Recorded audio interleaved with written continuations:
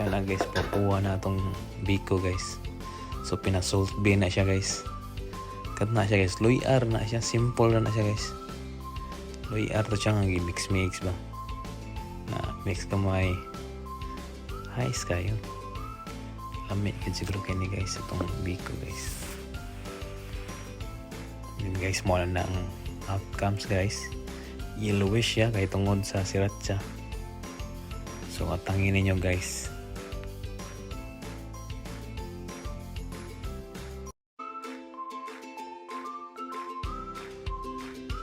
Karon guys ang nantilawan.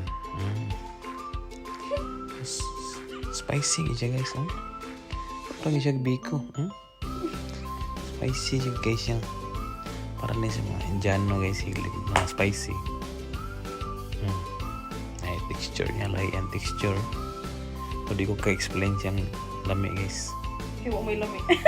Lami siya. Spicy siya guys.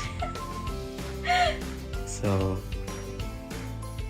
like and share and follow guys sa next video na to guys. Cooking ko no hay guys.